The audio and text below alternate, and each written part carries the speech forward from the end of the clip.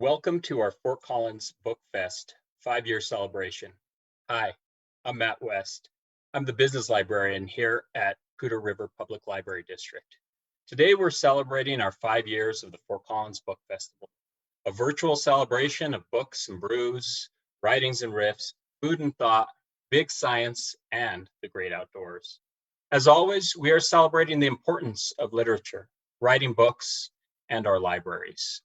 Check out the virtual program at focobookfest.org. We have book talks, discussions, panels, prose, and poetry readings, all free.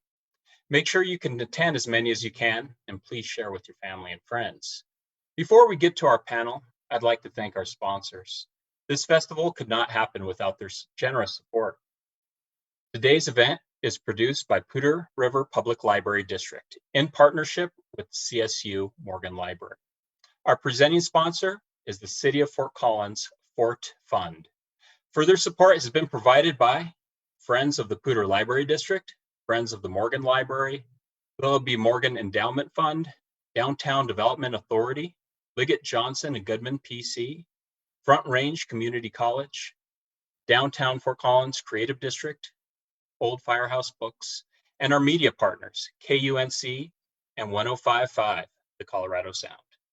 We'd like to give a special thanks to Northern Colorado Writers for presenting all 4 of our writers' workshops. Thank you to all of them. And thank you so much for supporting our 5th annual Foco Book Festival. Bobby LeFebre is an award-winning writer, performer, and cultural worker, fusing a non-traditional, multi-hyphenated professional identity to imagine new realities, empower communities, advance arts and culture, and serve as an agent of provocation, transformation, equity, and social change. His work has appeared in the New York Times, Huffington Post, The Guardian, American Theater Magazine, NPR, Poets.org. In 2019, LeFebre was named Colorado's 8th Poet Laureate, making him the youngest and first person of color to be appointed to the position in its 100-year history. LeFebre holds a bachelor's degree in psychology from the Metropolitan University of Denver and a master's degree in art, literature, and culture from the University of Denver. Without further ado, let's start the presentation.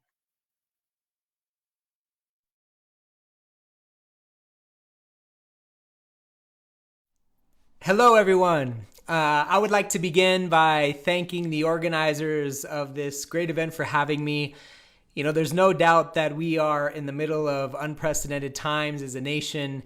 And as a poet and as Poet Laureate in particular, I feel a certain responsibility to utilize language as a tool for social dialogue and a weapon for social change. Our nation is watching as a global pandemic and civil unrest are converging in monumental ways. The nation is watching as the disease of whiteness and white supremacy are being put on trial like never before. And at this moment in our nation's history, at this time, right, it's no time to be indifferent. It's no time to be a passive bystander. It's no time to not act. Until a couple months ago, as a nation, we were riddled with a sort of collective complacency, right? A world where alternate facts and demagoguery seem to overshadow truth, love, and integrity. Are we on the verge of something new? I believe so, right? But it really depends on how we collectively move into the future and react to right now. Because really, we're in a fight for our lives, for our communities, for equality, for our health, for our humanity. You know, we're in a fight for all of the sugar-coated ideals that this nation avows, but religiously falls short of manifesting. So, once again, thank you so much. I am going to get into some poems. So we just sort of walked out of Hispanic Heritage Month, and this first poem is a poem about land and identity. For us Latinx people who have indigenous roots, land and identity is inseparably entwined. This poem is called Right Here. I have ancestors buried in the San Luis Valley at Los Cerritos Cemetery, where the Rio and the red-winged blackbird and the crushing rock beneath the tires of our pickup truck is the only sound. where the tall swaying grass hums as its golden body moves in unison like a choreographed number beneath the vast and unending sky. I wipe away the dust that has gathered atop the black and white photo on my great-great-grandfather's tombstone. Something my dad swore he was going to chip out one day but never has. Bored kids use them for target practice, he would say. But maybe it was only him who did that as he pranced through the eternity of the llano as a child. Manasa, the pueblito where my grandparents worked and fell in love, still has no stoplights and life moves slowly as the chile simmers on the stove. My great-uncle tells me stories of adobe and the acequias that once carried water like a sacrament to the land. Tells me his father herded sheep for the people who looked like us but had money. Tells me that we come from people with names like Cipriano, Liberato, Cleotilde, Maclovio, and Teodoro. He talks of the Spanish the gross way the textbooks do, ignoring the tamales steaming in the kitchen and the braids his mother wore like survival down her back. He tells me that we come from people whose hands were not afraid of the earth, people who relied on prayer. How my grandfather, a penitente, would bind cacti to his back, whip himself with the disciplina, asking his God for pity. How does this not make sense when the mountains in the distance are named for the blood of Christ? I have watched the river in Los Brazos perform miracles Christ-like, feeding more men from its belly than one can imagine there on the bank where we know much about bread and fish. The tecolote in the tree stares down at us like an elder who has seen yesterday and knows about tomorrow. Its calm and poise a testament to the lessons of the land. This land of conflict and culture, where people old as the sun once roamed freely before swords and armor and land grants, where the wind had a voice and the ears listened.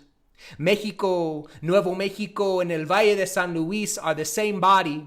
The migration back and forth before imaginary lines is ancient. So when they ask us where we are from, with that tone, in that loaded way we know all too well, we simply point to the soil and say, right here.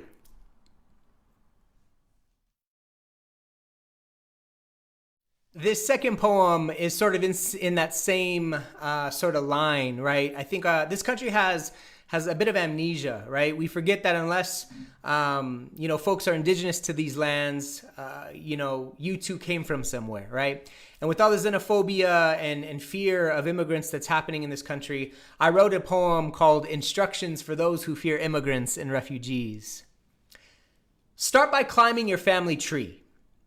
Traverse the beautiful branches, passing your parents and familiar relatives until you arrive at your ancestors. Take a moment to recognize your eyes in theirs. Smile, embrace them. Talk to them.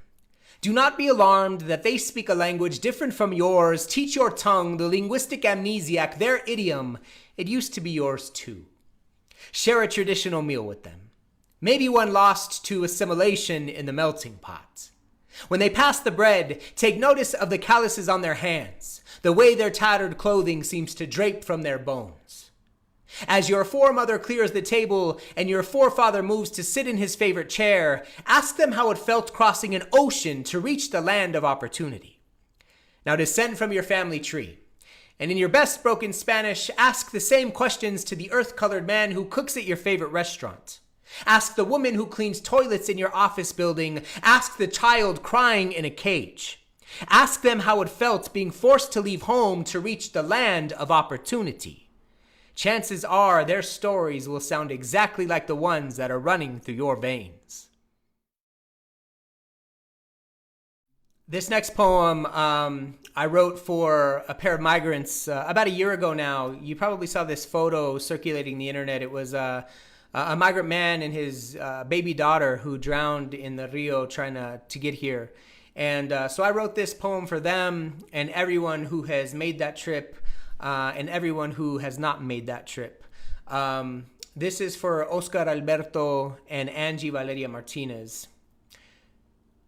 I imagine her 2-year-old heart was small, maybe the size of an unripe fruit, something green, something growing toward promise, something not quite ready to be consumed. I imagine his heart was big, maybe the size of better tomorrows, something peaceful, something imaginary, something that could not wait. I cannot tell you why the river was hungry, why desperation continues to find itself stuck between the river's teeth. But dreams are boats that will not sink with bodies. Humanity a buoy that floats where breath succumbs. There along the water's bank, belly down among the reeds, brown bodies expired like yesterday, like tomorrow. I am convinced this country likes it that way. There it is easier to wash the blood dripping undeniably from its hands.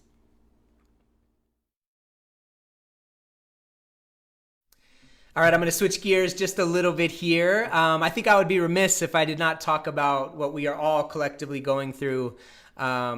This poem is the first poem that I wrote when I began to work from home back in March, right? I've had the privilege to do pretty much everything that I do from home. And yeah, lots of material. This is COVID-19. The sirens are sounding. The screams are loud. The virus has packed its bags. World traveler without a passport. Borders are man-made. Walls cannot contain life on the move, but that's another story. Asian businesses were empty before streets. Racism. The toilet paper is gone. Panic begets panic. My 8 a.m. reading is now a Zoom conference. Tom Hanks is raising his hand. Let's talk about the poor. 30 million uninsured, ends meet, public transportation to get there, self-quarantine, privilege, paradox, blue collars can't work remotely, hourly wages, side-eye the salaried. Go ahead and cancel school. Childcare is a killer too. Industrialized without a heart, developed without a conscience. Capitalism gaslights, blames our bodies instead of broken systems. Wash your hands, cough into your sleeve, plutocracy lampooning universal health care. Call on your God or whatever. Just don't touch your face when you make the sign of the cross.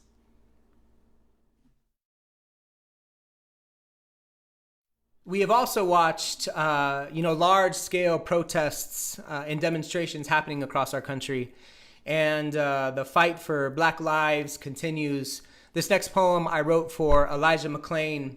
If you don't know the story of Elijah McClain, I suggest you look into it. This is a poem in parts for Elijah. 1. The violin is not a simple instrument. It is maple and spruce and more.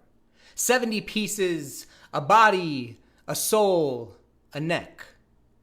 2. Elijah was not a simple man. He was black and kind and more. Many pieces, a body, a soul, a neck. 3. Carotid holds compress the arteries in the neck, resulting in unconsciousness. 4. Research shows violinists have faster cognitive processing speeds than the average person. Maybe this is why, in that moment, Elijah tried reason. Why he tried humanity, why he tried compassion, why he tried love, why he tried apologizing. 5. Maybe Elijah was trying to string his words into a bow. Maybe he thought he could slide that bow across the F-holes of the pigs' ears. Maybe he believed their hearts were capable of resounding music. Maybe he thought for a second that the pigs would do their job and police the crime of their gross imaginations.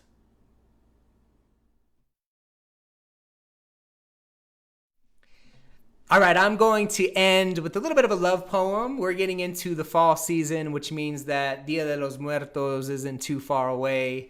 Thank you so much for listening. I know it's an interesting exchange when we're doing it this way, virtually. But this last poem is called Bones, and it's sort of instructions on what to do with me when my time comes. When this body becomes too weary to carry the life inside of it, take the lumber of my remains and build a shrine. Of my bones construct the altar. Unearth the heirlooms buried underneath my tongue and melt them into glass cylinders. From my memories, braid a wick and light it. Mix my blood with earth, sand, and sticks. Mold me into adobe bricks and let me harden in the sun. Make walls of me. Use the tattoos from my flesh to decorate the stucco.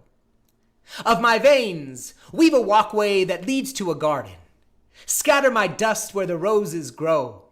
Sit with me in times of blooming, but pluck me like fruit when it is time. Take my teeth and place them inside a hollowed out gourd. When you miss my voice, shake the rattle and dance to my song. Use clay to make a mold of my lips. Fashion it into a cup you can kiss when you thirst for me. When you are left with nothing but my organs, wrap them inside my favorite shirt and bury them beneath a tree. As for my heart, it has always belonged to you. Do with it as you wish. Thank you.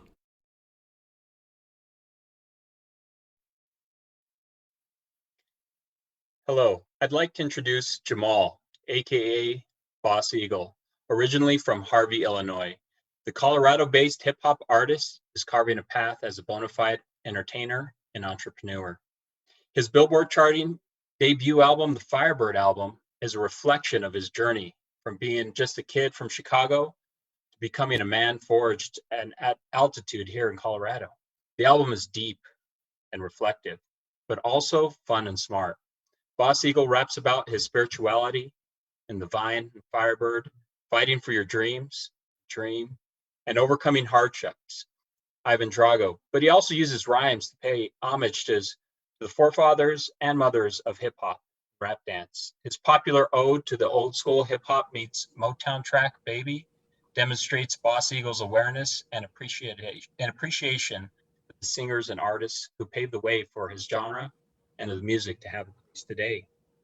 There's a sense of pride for his roots and a confident self-awareness about who he is today, albeit not devoid of humor and charisma, strong character traits of the performer. Boss Eagle is currently working on his follow-up album, which is planned to be released in 2020. Tracks like Somebody's Dad, Denver Ditty, and 2A's have already been well received since Boss Eagle began performing them live. And now, I'd like to bring out Jamal, Boss Eagle. Thank you so much, Matt. Appreciate that, and thank you, Bobby, for that wonderful, heartfelt performance. Appreciate what you do. So, yes, thank you everyone for joining us tonight for the Fort Collins Book Fest session. We have a poetry with Bobby LeFebre. Maybe make sure I say that right. Is LeFebre? LeFebre. Yeah. LeFebre. Yeah. Okay, I'm gonna get it right before the end of the night. All good. Yeah.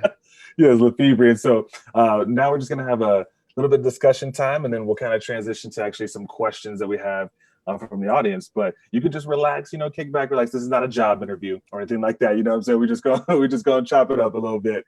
But yeah, first of all, I just wanted to just to get to know you a little bit better, and just for those of folks out there who may not be familiar with some of your work, how did you get started as a poet? And maybe kind of a second part of that question, do you remember a time when you like your work started to kind of get recognized, where you started to think like, oh my goodness, like I'm doing this, like I'm a poet? Yeah. So I, like maybe you, a lot of my intro to poetry was through hip hop culture. So when I was a teenager, I was heavily involved in hip hop culture. I listened to it, quite a bit, and the artists that I was listening to at the time were really my intro to figurative language, to really understanding how to use language in a way to tell first person narratives. And so I always credit hip hop culture as my entry point into poetry. It wasn't until I got into college and I started to take, literature classes, that I started to read and study poetry even more profoundly. And that was even after taking African-American and Chicano studies classes and reading authors of color that, really resonated with me. And the first time that I really, I started in performance poetry. And so the poetry slam was sort of where I started to hone the performance aspect of the writing. And, one of my friends at the time, he's also a poet. He goes by Panama Soweto. He brought me into the poetry slam circuit, and the first poetry slam that I ever participated in, I won. And so that was almost like that was a huge boost of confidence in that circle, because Denver at the time was really, really hot with performance poets. And so continuing to do that and finding them, I actually came to poetry also through acting. And so the arts, theater was my first passion, and acting has always been something that I've done in parallel to, my writing work. And so I would say hip hop culture, the poetry slam, and, fusing this thing that looked like monologue and performance at the same time really made me fall in love with the performance of poetry, which I think we are now getting back to, knowing that poetry has existed as an oral art form for forever. So those two things I think were my entry points. Awesome, awesome. And could you tell us who some of those early hip hop artists were that influenced you? Yeah, I was listening to A Tribe Called Quest. I was listening to Common. I was listening to, Most Def, all the conscious rappers. The Roots. These are all groups and MCs that I really resonated with. And I was a little hip hop skateboard kid, so the boom bap and the backpack rapper stuff was really really impactful to me. It was a lot of fun too. Absolutely, absolutely.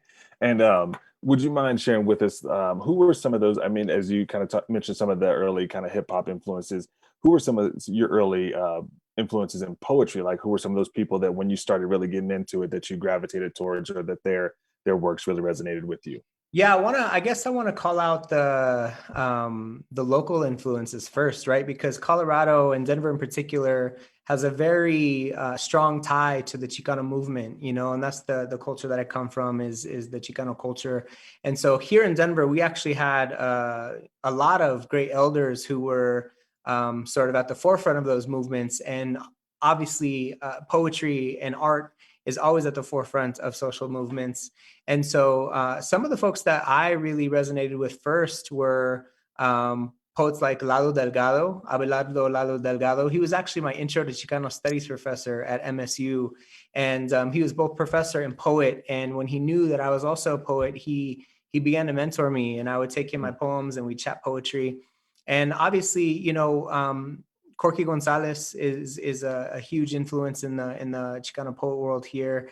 His epic poem, I Am Joaquin, was really an entry point for this identity discovery that a lot of us have when we're coming into consciousness in college, where, a lot of our families were forced into an assimilationist sort of understanding of identity because our systems and institutions are built on white supremacy, and they teach us that assimilation is a more comfortable way for us to exist in this world.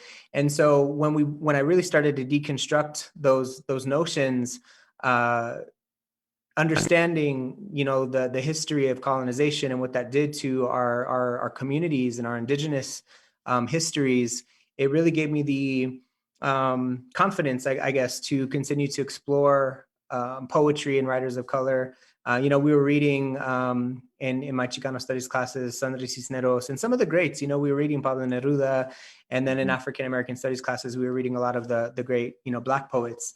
And I really dug the Harlem Renaissance forward. In some of the poets that we were reading, we could parallel to modern times, and we're still doing that in many, many ways. Poets today that I really, really admire, like Martin Espada. He really tells the story of the people in a way that I think is very, very, when you come from the people, you tell the story of the people. And those are the poets that resonate with me. That's awesome. That's awesome. Thank you for sharing that. Kind of to maybe follow up with that a little bit, you talked about this idea of, kind of growing up and learning, how to assimilate and everything, but then you kind of have this discovery as well, to this cultural discovery, and coming from the people and speaking that and everything. So can you talk about, I've seen this this phrase, the idea of cultural translator. So could you maybe expand on that, and like, what does that mean to you, and do you kind of describe yourself as a cultural translator? Yeah, absolutely. I think so much of what we do as poets and writers in general is it's, writing is a very observational art form, right? We're always keenly aware of what's happening around us. We're making connections. And really, that's all poetry is to me. Poetry is connecting things. It is about communication. And I think when we get away from that, we sort of get lost in the ego of it. And although poetry is and writing is a very solitary process, right? All writers sort of hunker down and we write, and it's a very alone type thing. Yeah. But ultimately, it's a communal art form, and it's meant to be shared. It's meant to be read. It's meant to be understood. And so I think that, so much of that translation happens in the communication of it. So, right now we're in the middle of, wild times, and I think that people are you know, they're moving to art and culture and poetry in particular to help distill these messages that we're receiving and to make sense of everything. And so when I talk of cultural translation, it's that performance of identity, it's that performance of understanding, it's that performance of what's happening in modern times, and the communication back and forth with an audience, you know, whoever that may be, whether that is, you know, a group gathered at a reading, maybe it's, you know, virtual, or people that are hungry to help make sense of what's going on in a way that is not just, you know, having a regular conversation. Figurative language, storytelling allows us the ability to translate those messages in ways that can be more humanly received, I think. Absolutely. Dropping dimes tonight, man. I appreciate I appreciate all that you're giving tonight. If you all are just joining us, we are on the FOCO Book Fest. We have a poetry session with Bobby LeFebre, right? Did I get that right? LeFebre, Yeah. all right. So we're just having a discussion talking about poetry and cultural translation and all these great things. Bobby, I was wondering if I could switch gears just real quick, because you did mention earlier kind of some of your introduction was also as an actor. And so tell me a little bit about that. Tell me a little bit about your experience as an actor. What are kind of some of the things that you've done? What are some of the things that you're doing even right now if you're working on anything? Yeah, so in my early teens, I was in 8th grade actually, when my 8th grade social studies teacher, Mrs. Barbara Allen, shout out to Mrs. Barbara Allen. I often credit Barbara Allen as the single person who brought me into the art world, and I never left. We were in 8th grade, and there's this national competition called History Day, where you take an idea from history and you do some type of artistic response to it. So you could, you know, write a play, you could do a film, and things like that. And so we wrote a play about Jackie Robinson breaking the color barrier in sports. And it was the first time that I had ever been on stage, the first time I had ever written, and we did really, really well. So we won the state competition. We ended up going to Washington, D.C. It was the first time I had ever been on a plane. And so immediately my worldview was blown wide open through art and culture. And I saw a world that I didn't really know existed and was really, really interested in learning more about. And so from that point forward, you know, I went to my parents and I was like, yo, I love the sports I'm playing. I love all these things, but this acting thing is something that I'm really, really passionate about. And so I started to take classes. I remember my folks, they used to have audition notices in the newspaper. And so I remember at one point, my parents, they put me on to this audition for this feature film that was happening, that was going to be shooting over the summer. I auditioned, got in there. We shot a film over the summer. And after that, I was even more hooked. So I started doing more and more studying, taking classes, and ultimately, you know, really enjoyed it. I found an agent that represented me. So I went from theater to more commercial acting. And still to this day, I'm doing, you know, commercial acting. I do hosting stuff. And last year I was blessed to have produced my first full-length play called Northside. It was about the gentrification of North Denver here in the city. And we staged that at one of my artistic homes, Su Teatro Cultural and Performing Arts Center in Denver in the West Side. And to my surprise, we had worked really hard on it. We knew that we had put in a lot of good time and energy. And it was sort of unprecedented what we did. We took this homegrown theater project and it kept selling out. We kept extending it. So over 10,000 people saw this play. We ran it for months and months and months, from like June to October, something really crazy and unprecedented. That led to me being named Colorado Theater Person of the Year last year. So in addition to the poetry stuff, I had that really, you know, amazing honor last year of being named Colorado Theater Person of the Year. So it's all storytelling, man. It's all about, you know, conveying messages. It's all about using language and story to connect with one another. Yeah, absolutely, absolutely. And I definitely kind of, you know, resonate with the whole, you know, going from doing different artistic things as well to, you know, being a music artist, whatever. I'm also an actor too, and do commercial work and stuff and films as well. And so it's kind of a cool different way to express, like you said, that storytelling and everything as well. I was wondering if I could, if you don't mind, if I could get just slightly a little bit selfish here in the interview, and I'm gonna take you back a little bit because and we didn't, I didn't set you up for this or anything like that. So feel free to take some time. I know I didn't, we didn't talk about this before, but it's also, this has to kind of go back to what you were talking about with being a performance poet, and I saw one of those. What I would call performances that you put on. This was a TEDx talk that you had given. This was, a couple of years back and everything. And I asked if I could get a little bit selfish here because there was some, I mean, you dropped some straight bombs in that. And I don't know if you remember the one I'm talking about. It's called Social Worker. Yeah, it was almost 10 years ago, man. Yeah, and that was lit. I really enjoyed that. And there absolutely. There were a couple of lines that really that I wanted to kind of maybe talk to you about, maybe get a little bit more insight if you can dial back and check on these in your brain, your memory, and those types of things, and see if you can expound on them. So I wrote them down because I didn't want to mess these up. But you talked about kind of how you set it up was being a social worker, and kind of some of the guys that you work with and some of the things that you see and that you experience and that they experience as well. And one of the lines that you said marginalization is the chip on their shoulder. It is so heavy they walk with a limp and pass it off as swag. I was like, yo, hold up. I need a little bit more. Like, what was going, like, what give me, like, what was the image? Like, were you thinking of a specific person or just kind of a collection of kind of situations that you work with when that kind of thought came to mind? Yeah, I think in a lot of ways, right? Power and privilege and inequity and all of these things play into the ways in which young people see themselves. And we're working in a system. The juvenile justice system is no different than the adult criminal justice system, which is steeped in whiteness and white supremacy. And these institutions make us a certain way as we show up in the world, right?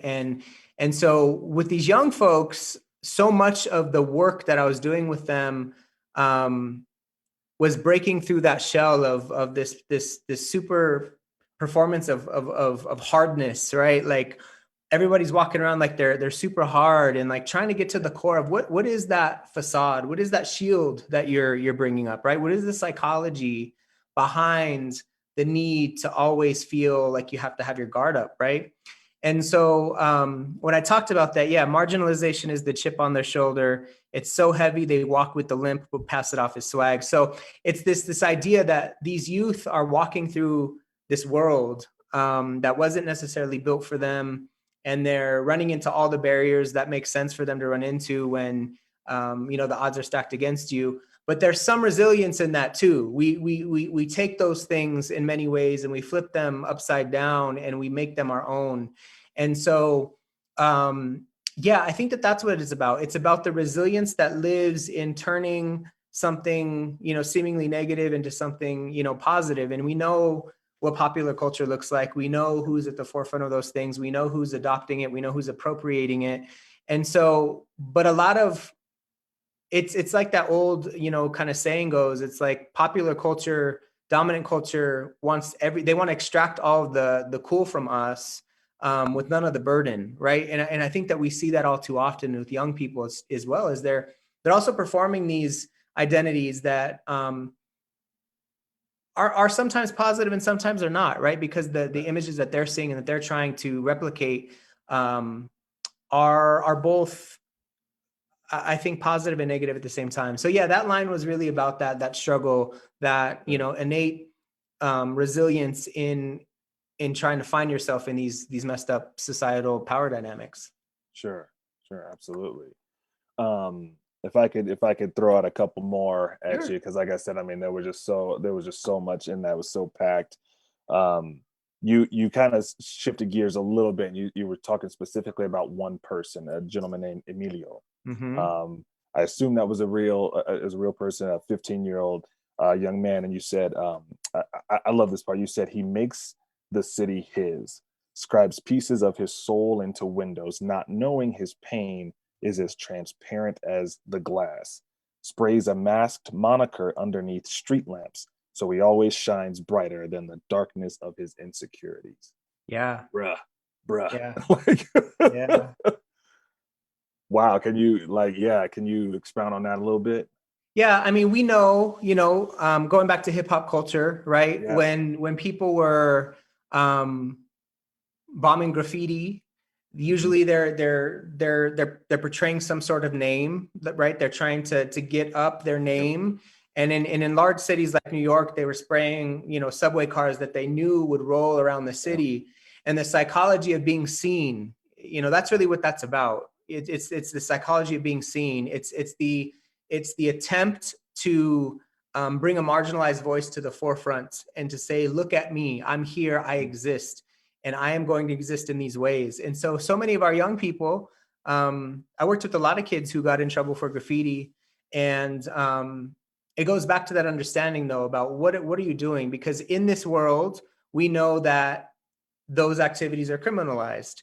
And so we know if you get caught doing those things, what's going to happen to you is going to look different than it would if somebody else did that. So I always talked about the reality of the criminal justice system with the young people I worked with, and said, I get it. And I've done it, and those things will ultimately lead you down a hole that is going to be really, really hard to climb out of.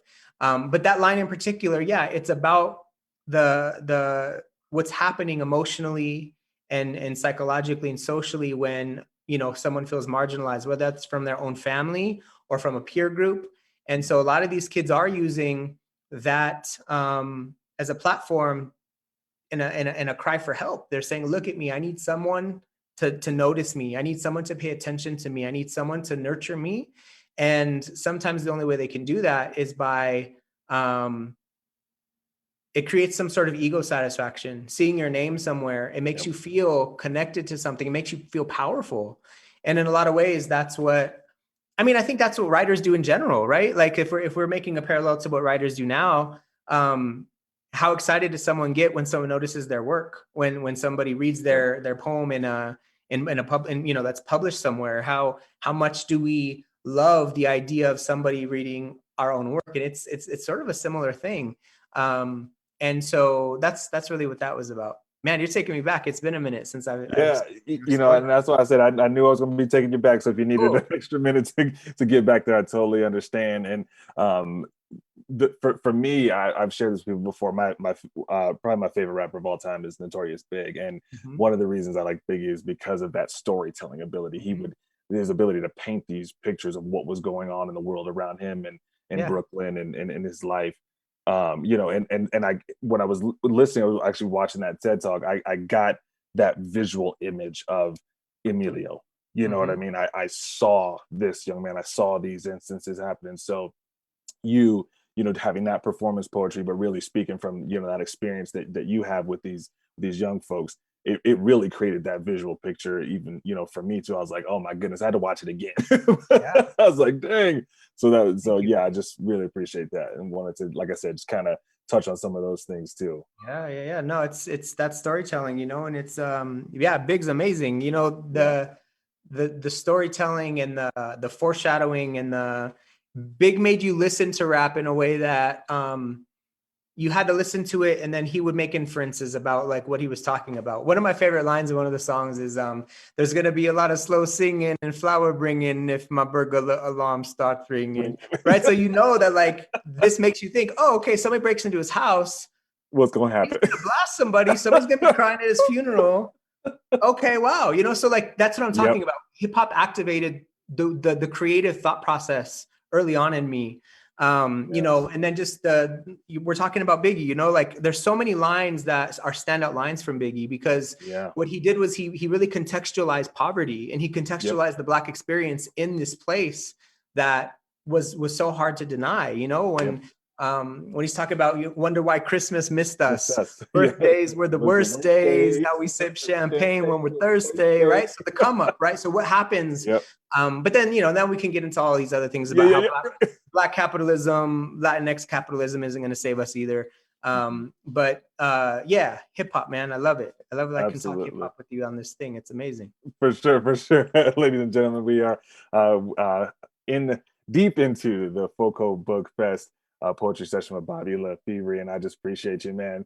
Everything that you're doing, and you're painting the picture of the world around you through your ability and your gift to do poetry as well. And so, kind of wanted to swing it back to that. You mentioned earlier that you produced this kind of unprecedented theater show, and were named Colorado Theater Person of the Year. But you are also Colorado's Poet Laureate. Am I correct? And so, which, congratulations, that's awesome. Thank you. Yeah, absolutely. So could you maybe explain a little bit about what that is and what that means to you? Yeah, I mean, it's amazing, man. Like, I think I was reading somewhere, I forgot who it was, but Poets Laureate would never really know what it is or what it means or what they do, right? It's this sort of esoteric title that people don't really know what it is. But I guess I'm most proud that I am in this position being who I am, because, I think I make the position look a little bit different than it has traditionally, especially in this state. I'm the youngest that's ever been appointed and the first person of color. And I've been saying, in the last year when I'm doing interviews, I've done, so many interviews and things, and this question comes up a lot. And I always have to keep it real and let people know that poetry, literature does not live outside of the, all the systems and institutions that are not fair to people like us, right? And so I know for sure, I'm 100% certain that I am not the first qualified person of color that could have occupied this seat. Sure. I'm not the most qualified young person that maybe could have occupied this seat. So I think we need to start with that conversation as to why it took 100 years for someone like me to occupy this position, right? And then we can kind of, untangle that and figure out, what that means to the world and, the literature and literary world in general, right? Because we know publishing is not as inclusive as it needs to be. I don't even really mess with publishing, the publishing world. I'm not interested in it. It's not something that I waste my energy on. And I know the value in that. I know the value of, books and all these things, but my passion lies in having conversations with people and experiences, right? And so my goal as Poet Laureate is really to go all over the state, connect with people that have traditionally been left out, whether that's people in rural communities, whether that's people of color, whether that's women, whether that's, trans folks, whether that's whoever lives on the margins. My goal is to kind of bring their voices front and center and to amplify those things. And so that's what I'm most excited about, is for this position to look different, for it to sound different, for people to contemplate what poetry is and what it can be in our society. Because for far too long, I think that we've had this sort of ivory tower academic understanding of what poetry is. And that's great too. Like, I've studied, the previous Poet Laureate was one of my professors in college. So he taught me in my master's program, creative writing and poetry. And I've studied, the traditions and the canons that are largely white and largely male and largely boring, And so I think that we are on the verge collectively of being able to reimagine the literary world and reimagine poetry and give it a different voice and a different face, and to move a lot of our voices into the conversation a lot more regularly in a way that feels, authentic. And so, yeah, I mean, it's amazing. It's a great position. But in general, Poets Laureate, we serve as ambassadors of poetry to our state, our city, wherever we're appointed. And so that's my goal, is to connect with as many people as I can, and in as many different ways as I can, whether that's a reading of poetry or a workshop, or maybe it's going into a community and hosting a story circle and not doing any poems, but like hearing from them directly about issues that are affecting them, and then creating sort of a shared narrative with them that can live on after, my 1 or 2 day visit. And so I've been really excited about that, about, connecting with people on a human level, and sure, sharing art and culture and poetry, of course, but that's just for me, that's sort of that's the foot in the door. The conversation and the structural and the systemic changes that we can dream up together, and the space that we can create using art and culture and poetry as a tool for identity expression, for community expression. Those are the things that I'm interested in. I think that we're blessed now that, you know, our the U.S. Poet Laureate is an Indigenous woman. We've had Juan Felipe Herrera, who, you know, was our first you know, Latino voice in those positions. So we're seeing these things, but it's important for me to represent those things, because that's all I know and that's all I want to do. I'm not trying to fit into anybody's mold. I'm not trying to occupy the same places that were occupied before. And what I'm hoping other people will do is come into our world and start to see us in new ways. That's awesome, man. That's awesome. I appreciate that perspective and everything too, and especially your, you know, just your desire to not only just for it to be, you know, you and your voice and your poetry, but really about, you know, connecting with the people and helping them to, you know, express themselves too. And so that's kind of maybe one of my last questions here, or not necessarily last question, but as you kind of think about all those things that you just shared, and then kind of your first experience, you know, it's like you said, 8th grade and get involved in theater. How would you encourage some of these young folks, or like how would you, if someone came to you and said, hey, I want to be the next, you know, poet laureate, or I want to use this, you know, this poetry thing as an expression to tell my story or whatever, how would you encourage some of the young people, maybe the young 15-year-old Emilios, or the next, you know, 8th grader who wants to kind of get involved and go in this space? How would you encourage them or direct them? Yeah, I mean, I think a lot of young people are already doing the work, right? A lot of young people keep journals. They write rhymes on their phones. They are interested, and I think that there's been a resurgence of poetry. We're seeing it more often. I think the media has been, you know, good at, you know, using poetry as a form of communication for branding and marketing, and so the aesthetics of poetry are being more widely woven into our daily lives, which is, I think, is key. The other thing is, you know, connecting with teachers and making sure that they have resources, or you know, that I can serve as, I can come and, you know, talk to kids. I did one of my first gigs as Poet Laureate was one of my high school teachers, Miss Cavett. She invited me to a new school that she was working at, where I think she was the librarian. And I did a couple different assemblies with youth.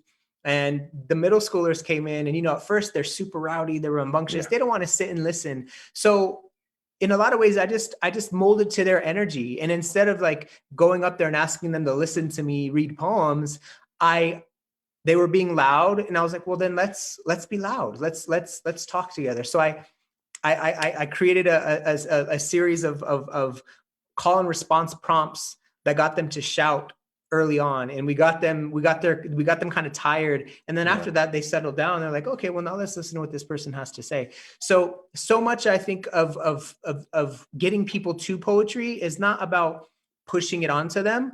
It's about meeting them where they're at, and then figuring out how to infuse it in what they've already got going on, whether that is academically, socially, emotionally.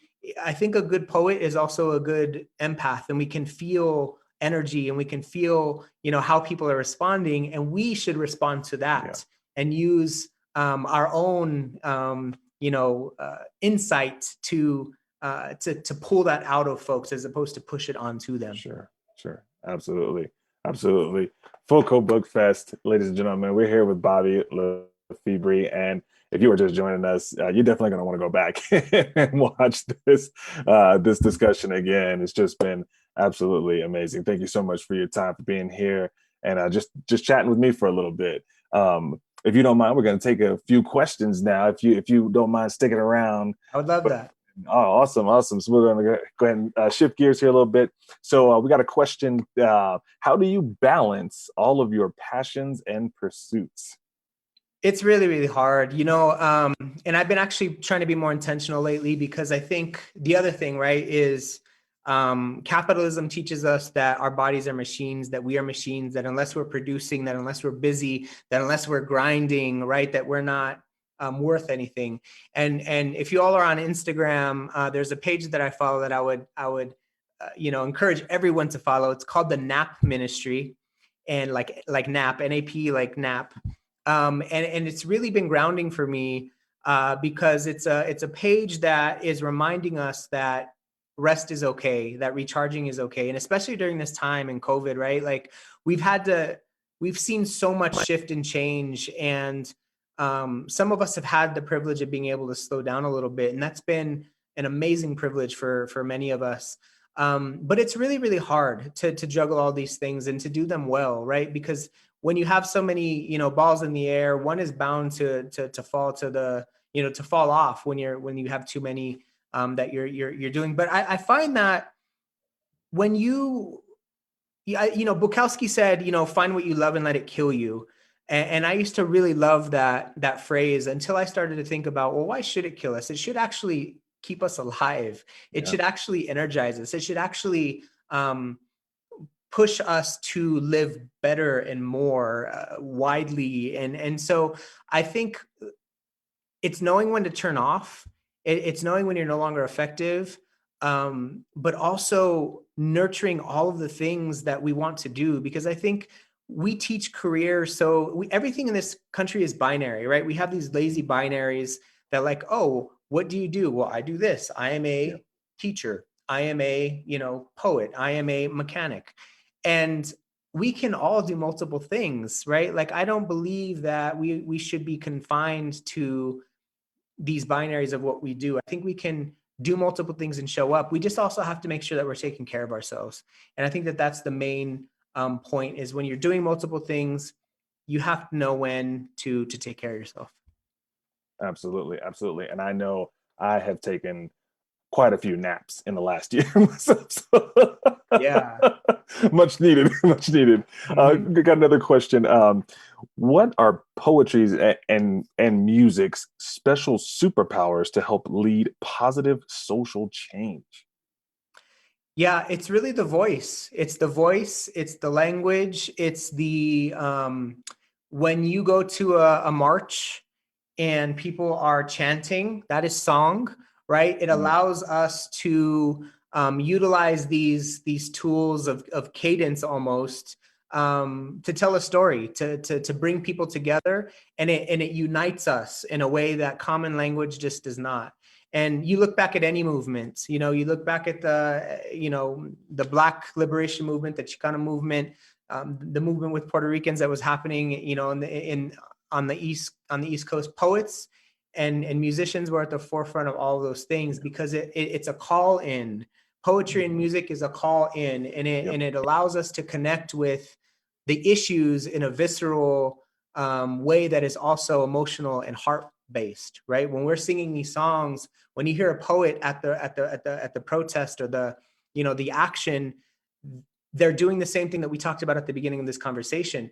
They are contextualizing an issue, an emotion that maybe cannot be, unpacked or distilled in common language. Maybe we lack language sometimes, but when you hear it in a way that is, figurative and motivational, that allows you a new entry point to it. So I think that music and poetry and visual art are absolutely the foundation of all movements, and we will continue to see them lead us through this change. Yeah, I sure hope so. And as a musician myself, I can't wait to get back on stage and have that, connection with people, because like you said, it's a calling, it's a participation. So last question here. Has the pandemic affected or changed the way you approach writing, or even just your creative process? And kind of a second part of that question, what are you reading or listening to right now? Yeah, absolutely. The pandemic has sort of changed the way that I approach my work. I think that I actually have a series that I've written, throughout the pandemic, and I've watched it sort of ebb and flow and change and evolve from, early March to where we're at today. I've written so much, and I've shared some and kept others. But it's interesting to watch what happens with not only the work itself, but the emotions. It's almost like it's a timestamp of different things I was going through. And I think we've all experienced those things. And so it's also changed the idea of how we communicate, right? This virtual platform that we're on tonight is a direct result of us not being able to be together. So how do we create, contact with one another when we are being asked to be physically distant, And I think that the difference between socially distant and physical distant and physically distant, I think is an important one to make, because we have to be physically distant for health reasons, but we have to actually work harder to remain socially connected. So I don't like the idea of social distancing, because we don't have to necessarily distance ourselves socially. I think in many ways, what we need to do is figure out new ways to come together. And so, yeah, the pandemic has definitely changed the way I'm doing things, and it's going to change all of the ways that we interact. But it's also forcing us to use our imaginations more. And the work that I'm doing right now is steeped in radical imagination. And I'm reading things that sort of push the boundaries of organizing and the mind right now. One of my favorite books ever is Pedro Páramo from Juan Rulfo. He's a Mexican writer. If you've never read the book, pick it up. It's a time bending, emotionally bending, read that will really help you work through some of these things. Going back to things like emergent strategy, I'm working with trying to figure out what lives after all of this. That's where my work is right now. It's in radical imagination. It's in bringing people together. So I'm reading things that help inform what tomorrow can look like. Awesome. Thank you so much for sharing that. Social worker, poet, actor, activist, Bobby LeFebre, thank you so much for your time, my man. Appreciate you. And thank you. keep doing And I'm what going to you're interrupt doing. you real quick. And if folks do not know your work, I didn't know your work until I knew you were facilitating this, but I followed the links and I went to Spotify and I listened to some of your projects. So if you don't know, your host this evening, please also check out his work. It's incredible. Thank you so much, my friend. Appreciate you. All right, Matthew, you're up, man. Back to you. well, thank you all. And again, big thanks to our Colorado Poet Laureate, Bobby LeFebre, and also Boss Eagle. And again, to echo, check them out online, engage with them via social media. And if you'd like to purchase any of the author's books, go to oldfirehousebooks.com/bookfest2020. Book plates are available from select authors. Please indicate in the comments section of your order if you're interested in a signed copy. Finally, please go to focobookfest.org and fill out our survey. We rely on your input in planning future book events. Thank you.